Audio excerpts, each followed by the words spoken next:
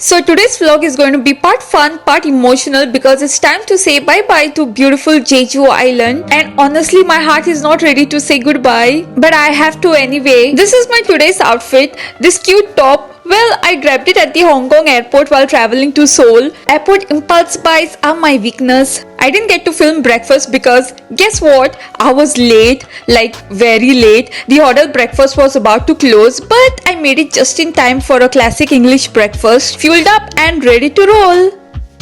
So today's itinerary is super chill, just 2 spots before we fly back to Seoul. First stop Sangsang Ilcholbong, also known as the Sunrise Peak. Second stop at Sangap Folk Village, an old traditional village. I really hope I got the pronunciations correct of these 2 places. And then airport time. I'm already getting emotional just thinking about it. And of course, baby decided to bless this sentimental moment with a big blast.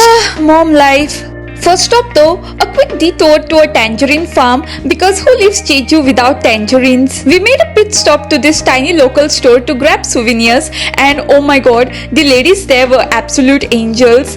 There were no diaper changing station but they let me use one of their rooms, which I was reluctant at first, but this sweet lady smiled and said, "It's fine, I understand. Don't worry, I know how it is when you have a baby along. People are so kind sometimes." It really touched my heart. So yes, gratitude shopping happened. I picked up way too many sweets, some supplements, and then stepped into the tangerine farm for photos because our guide said, "Click all you want." There were so many tangerines and these pretty marigold flowers everywhere made me miss Goa for a moment, but honestly, I love Jeju just as much.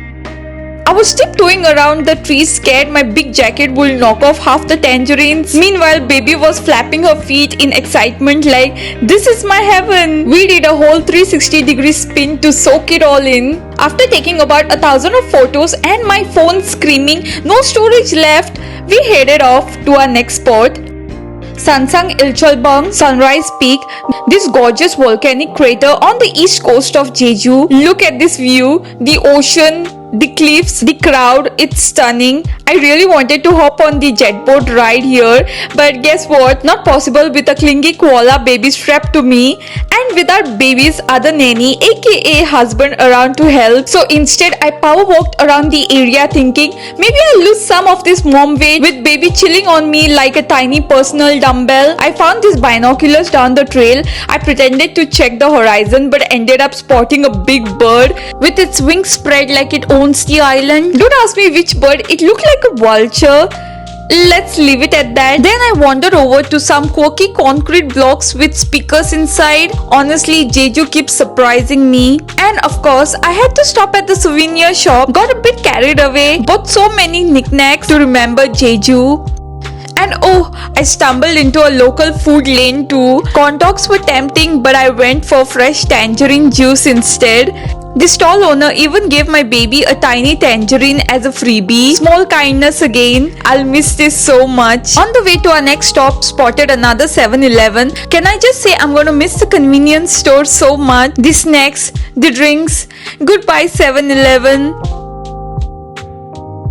And here we are, Sangap Folk Village. Wow, from the outside, it felt like I'd walk right into a 50s or 60s K-drama. Inside, the old stone houses, narrow lanes and thatched roofs made me feel like I've time traveled. Honestly, it gave me a major old school Goa vibes too. Except here in Jeju, they've preserved everything so beautifully. Back home in Goa, the old mud houses and cowsheds are mostly gone, replaced by concrete rentals. With time, things have changed. Also, this dog here, tell me why this dog looks so handsome. Looks like it could transform into a K-drama lead at any moment. Oh, and the statue here. I don't need to explain, but still I'll explain. You got a boy trying to poop while the piggies are trying to eat it, and the poor kid is trying to shoo them away with a stick. It's art. It was so calm here. Baby was happy. I got sleepy walking around. We took a million more photos, more tangerines, more hanbok rental stalls, and I obviously couldn't wear it with my baby attached. And with that, it was time to exit this village.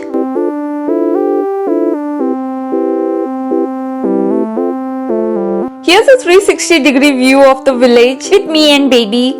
And after that we went to grab some lunch and I did one last round of oops, I shopped again on the street nearby. We got Beverly Hills here, the Jeju edition. I entered the Adidas store and bought myself a cool Adidas bag for extra hand carry luggage, and just like that off to the airport. It was so chaotic over here. I was repacking my luggage, reshuffling kilos to balance the weight, and on top of that my baby latched on to me. It was totally chaotic.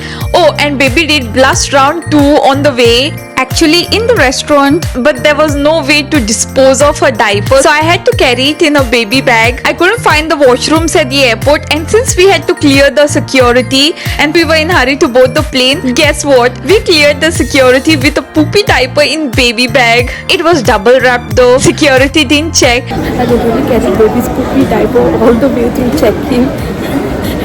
Carry it on the fly. No, I throw it in the dustbin. Thank goodness. I discreetly dumped it in the airport toilet bin later. Flight time. And this time, I actually stayed awake. Landed back in dazzling Seoul at night, the Korean flag waving almighty at the airport exit, and just when we were about to head to the hotel, my husband texted, "Did you try the iced Americano yet?" And I was like, I had tried it in the UK once out of K-drama curiosity, and it was just plain bitter black coffee with ice. Like, I can make it at home, but when in Korea, do as the Koreans do, right? So I got one. Walked into Starbucks, grabbed an iced Americano for me, all bitter and icy, and a latte for my sponsorer. Even though it was freezing outside, that cold drink weirdly warmed me up. Or maybe I'm just delusional because I'm in Korea. Back to our Seoul hotel now. Same place we stayed at when we first arrived. Small, cozy, with cute empty shelves, a mini fridge with 2 bottles, and a bathrobe to feel fancy for 5 minutes after my shower.